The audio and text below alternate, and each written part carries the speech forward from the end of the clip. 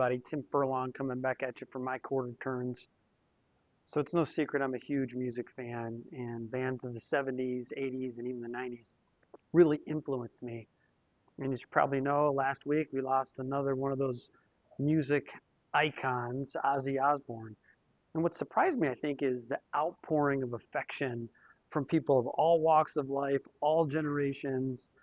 And I think it's fitting that it all went to the extreme, just like Ozzy himself. So this week, I thought I'd share some leadership lessons from Ozzy Osbourne and what we can all learn from the Prince of Darkness.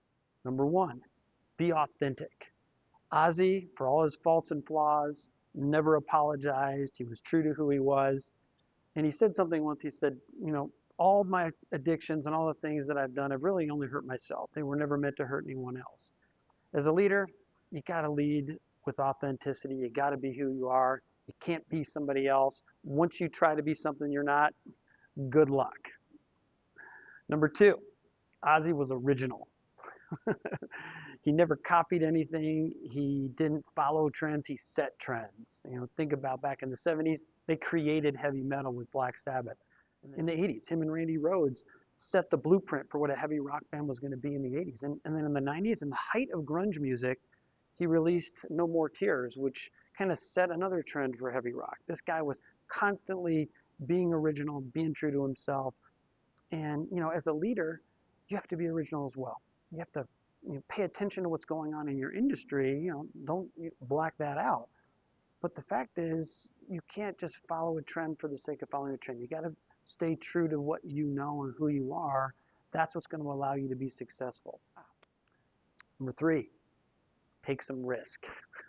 Ozzy was not afraid to put it out there and take a risk. If you think about the early 2000s, he allowed a group to come into his home and film his family and created a whole new reality TV show genre.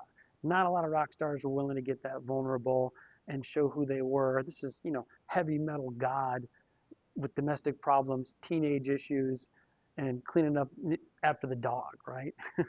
As a leader, you're going to have to take some risks. Things aren't always going to work out the way you want to. You're going to have to show that vulnerable side of yourself, show that you're human, so your team is willing to follow you into battle. And lastly, give something back.